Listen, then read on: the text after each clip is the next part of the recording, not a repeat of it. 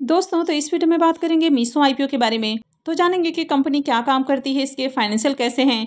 Grey market में वैसे इसका प्रीमियम काफ़ी हाई प्राइस के ऊपर ट्रेड कर रहा है, लेकिन जानेंगे कि आईपीओ में अप्लाई करना सही रहेगा या फिर नहीं रहेगा। वैसे वीडियो सिर्फ और सिर्फ इन्फॉर्मेशन और एजुकेशनल पॉइंट ऑफ व्यू से बनाई जा रही है, तो इन्वेस्टमेंट से पहले अपनी खुद की रिसर्च करें और अपने फाइनेंशियल एडवाइजर से भी ज़रूर कंसल्ट करें। तो चलिए वीडियो को शुरू करते हैं।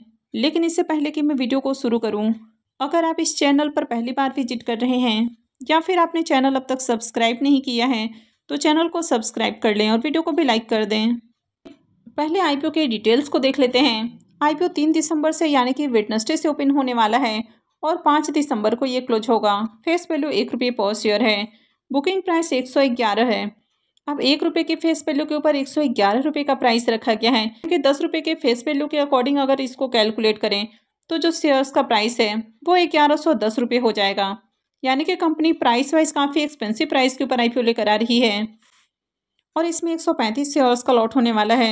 आईपीओ 5,421 करोड़ रुपए का होने वाला है। हालांकि पहले आईपीओ 7,000 करोड़ रुपए का होने वाला था, लेकिन फिलहाल इसके साइज को घटा दिया गया है, तो 5,421 करोड़ का आईपीओ रहेगा, जिसमें से 4250 करोड़ का फ्रेश इशू होने वाला है और 1171 करोड़ का ऑफर फॉर सेल है। यानी कि आईपीओ का जो बड़ा पोर्शन है ये फ्रेश इशू का है। ये मेन बोर्ड आईपीओ है। कंपनी बीएससी और एनएससी के ऊपर लिस्ट होगी।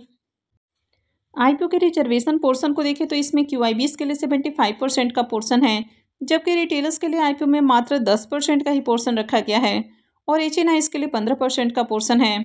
मीशो के बिजनेस के बारे में बात करें तो कंपनी 2015 में इनकॉर्पोरेट हुई है, यानी कि कंपनी को काम करते हुए करीब 10 साल हो चुके हैं और ये एक technology driven e commerce platform है। जैसे आपको फ्लिपकार्ट, अमेजोन का बिजनेस देखने को मिलता है, तो उसी तरह मीशो का भी बिजनेस है। मीशो एक multi slides technology driven platform है, जहाँ पर 4 तरह के लोग कनेक्ट होते हैं। जैसे कि पहला है कंज्यूमर, जो कि यहाँ पर प्रोडक्ट वगैरह बाई करते हैं। दूसरा है सेलर, जो कि यहाँ पर सेल करते हैं। तीसरा है लॉजिस्टिक पार्टनर, जो कि सामान की डिलीवरी करते हैं। और चौथा है कंटेंट क्रिएटर, यानी कि बहुत सारे जो सोशल मीडिया इन्फ्लुएंसर्स हैं, वे अपने सोशल मीडिया अकाउंट के ऊपर मीशो से जो मंगाए गए प्रोडक्ट हैं तो उनके ऊपर वीडियो बनाते हैं और उसको देखकर लोग बाई करते हैं। अब कंपनी दावा करती है कि यहाँ पर मैक्सिमम ट्रांजैक्शन होते हैं, यानी कि एक लीडिंग कंपनी है जहाँ पर जो नंबर ऑफ ट्रांजैक्शंस है, यानी कि जो नंबर ऑफ यहाँ पर ऑर्डर पंच किए जाते हैं वो सबसे ज़्यादा है। मीशो पर आपको हर रेंज के प्रोडक्ट मिल जाते हैं और काफ़ी अफोर्डेबल प्राइस के ऊपर मिल जाते हैं।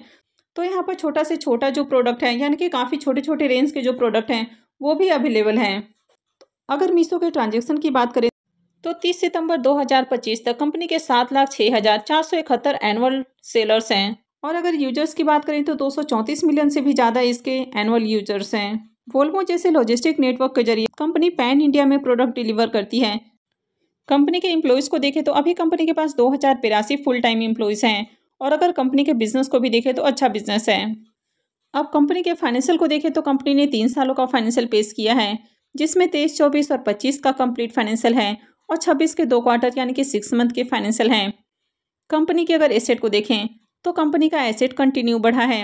23 में एसेट इसका 3853 करोड़ का है, 24 में 4160 करोड़, 25 में 7226 करोड़ और 26 के 2 क्वार्टर में 6640 करोड़ का एसेट है। इनकम को देखें तो साल दर साल इसका इनकम भी इंक्रीज हुआ है। 23 में इनकम इसका 5897 करोड़ का है, 24 में 7859 करोड़, 25 में 9900 करोड़ का इनकम है और फाइनेंशियल 26 के 2 क्वार्टर में 5857 करोड़ का इनकम है। अब कंपनी के प्रॉफिट को देखें तो कंपनी अभी भी आपको लॉस में ही देखने को मिल रही है, यानी कि कंपनी कंटिन्यू लॉस में ही है। तो 23 में इसका लॉस जहां 1671 करोड़ का है, 24 में घट के 327 करोड़ हुआ, लेकिन फाइनेंशियल 25 में कंपनी का लॉस बहुत ज़्यादा बढ़ा है, यानी कि 24 के मुकाबले 25 में इसका जो लॉस है वो 11 गुना से भी ज़्यादा इंक्रीज हुआ है और 25 में कंपनी ने 3941 करोड़ का लॉस बुक किया है। फाइनेंशियल 26 के 2 क्वार्टर में भी देखें तो कंपनी ने अभी 700 करोड़ का लॉस बुक कर लिया है, यानी कि कंपनी कंटिन्यू आपको लॉस में ही देखने को मिल रही है। तो ये इसमें एक बड़ा नेगेटिव है। अब ये एक ई कॉमर्स प्लेटफॉर्म है, तो यहाँ पर कई तरह के पब्लिक्स को ऑफर दिए जाते हैं, यानी कि अपने मार्केट शेयर को कैप्चर करने के लिए अलग अलग तरह की कंपनियां ऑफर देती हैं। साथ ही बहुत सारे जो प्रोडक्ट हैं वो फ्री में डिलीवर किए जाते हैं। तो कई सारे यहाँ पर एक्सपेंसेस हैं, तो जिसके कारण इस तरह की जो कंपनियां हैं वो लॉस में हैं। अब जैसे जैसे इनका मार्केट शेयर बढ़ता है, यानी कि ज़्यादा वॉल्यूम में यहाँ पर ट्रांजेक्शन होंगे, यानी कि जब इनके प्लेटफॉर्म से ज़्यादा प्रोडक्ट सेल किए जाएंगे तो उसके बाद इस तरह की कंपनियां प्रॉफिटेबल हो सकती हैं, लेकिन फिलहाल ये लॉस में है। ईबिट्टा को देखें तो इसका ईबिट्टा भी कंटिन्यू नेगेटिव है, और कंपनी के अगर नेटवर्थ को देखें तो इसका जो नेटवर्थ है वो लगातार घटा है। अब कंपनी के अगर बोरोइंग्स को देखें तो कंपनी डेट फ्री है। तो कंपनी के अगर ओवरऑल फाइनेंशियल को देखें तो बिल्कुल भी अच्छा फाइनेंशियल नहीं है। अब कंपनी के मार्केट कैप को देखें तो कंपनी का जो मार्केट कैप है ये 50,000 करोड़ से भी ज़्यादा है, यानी कि साइज में बड़ी कंपनी है ये। वैसे इसका जो रिटर्न और नेटवर्थ है ये नेगेटिव है, और प्राइस टू बुक वैल्यू इसका काफ़ी हाई है। कंपनी के पी मल्टीपल को देखें तो नेगेटिव पी मल्टीपल है, लेकिन कंपनी सस्ते प्राइस के ऊपर आईपीओ लेकर नहीं आ रही है, तो कंपनी हाईली एक्सपेंसिव प्राइस के ऊपर आईपीओ लेकर आ रही है। आईपीओ के ऑब्जेक्टिव की बात करें कि कंपनी आईपीओ से जो पैसे रेज करने वाली है तो उसको कहाँ यूज़ करेगी, तो कंपनी 1390 करोड़ रुपए क्लाउड इंफ्रास्ट्रक्चर के ऊपर खर्च करने वाली है। 480 करोड़ रुपए कंपनी सैलरीज के ऊपर, इसके अलावा एआई मशीन लर्निंग वगैरह के ऊपर खर्च करने वाली है। 1020 करोड़ रुपए कंपनी अपने सब्सिडरी के अंदर इन्वेस्टमेंट करेगी।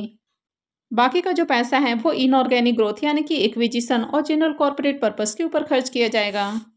आईपीओ के लॉट साइज की बात की जाए तो 135 शेयर्स का लॉट होने वाला है, और एक लॉट के ऊपर मिनिमम इन्वेस्टमेंट 14,985 रुपये रहेगा। इस कंपनी में प्रमोटर्स की होल्डिंग को देखें तो प्रमोटर का स्टेक मात्र 18.51% है, यानी कि ऑलरेडी प्रमोटर का जो स्टेक है वो काफ़ी कम है, और लिस्टिंग के बाद प्रमोटर का स्टेक और थोड़ा कम हो जाएगा। अब इस तरह की कंपनी अपने बिजनेस को ग्रो करने के लिए लगातार फंडिंग रेस करते हैं, यानी कि जो एंजल इन्वेस्टर्स होते हैं उनसे लगातार फंडिंग रेस की जाती है, और इसी कारण जो कंपनी के प्रमोटर्स हैं इनका स्टेक कम हो जाता है, क्योंकि फंडिंग के बदले में अपनी इक्विटी देनी होती है। आईपीओ के शेड्यूल को देखें तो आईपीओ 3 दिसंबर से यानी कि वेडनेसडे से ओपन हो रहा है, और ये 5 दिसंबर यानी कि फ्राइडे को क्लोज हो जाएगा। अलॉटमेंट डेट इसका 8 दिसंबर है, रिफंड डेट 9 दिसंबर, क्रेडिट डेट भी 9 दिसंबर है, और लिस्टिंग 10 दिसंबर को होने वाली है। तो चलिए अब इसके प्रीमियम को भी देख लेते हैं। अब इसके प्रीमियम को देखें तो इसका प्रीमियम 40 रुपये के ऊपर देखने को मिल रहा है। आईपीओ में 135 शेयर्स का लॉट है, यानी कि एक लॉट से 5400 रुपये करीब प्रॉफिट की उम्मीद है। प्रीमियम को देखें तो प्रीमियम 36% के ऊपर ट्रेड कर रहा है, यानी कि काफ़ी शानदार प्रीमियम है इसका। कंपनी का बिजनेस अच्छा है, हालांकि कंपनी के फाइनेंशियल बिल्कुल भी अच्छे नहीं हैं, तो कंपनी कंसिस्टेंट आपको लॉस में ही देखने को मिल रही है, यानी कि अब तक कंपनी प्रॉफिट में नहीं आ पाई है। और ये जो आईपीओ है, आईपीओ भी काफ़ी एक्सपेंसिव प्राइस के ऊपर आ रहा है, तो ये भी इसमें एक बड़ा नेगेटिव है। तो इस तरह की कंपनियों में लॉन्ग टर्म के लिए जाना थोड़ा रिस्की होता है, क्योंकि कंपनी हाई वैल्यूएशंस के ऊपर आईपीओ लेकर आ रही है। लिस्टिंग के बाद इसके शेयर्स और ज़्यादा ओवर वैल्यूड हो जाएंगे, तो लिस्टिंग के बाद इसके जो शेयर्स हैं यहाँ पर गिरावट का खतरा रहेगा।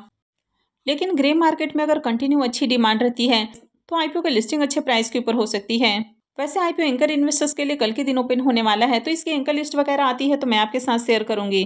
तो आगे भी ऐसे ही और अपडेट से जुड़े रहने के लिए चैनल से जुड़े रहें, चैनल को सब्सक्राइब करके रखें, और अगर आपने वीडियो को लाइक नहीं किया है तो वीडियो को भी लाइक कर दें। वीडियो को अंत तक देखने के लिए आप सबका बहुत बहुत धन्यवाद।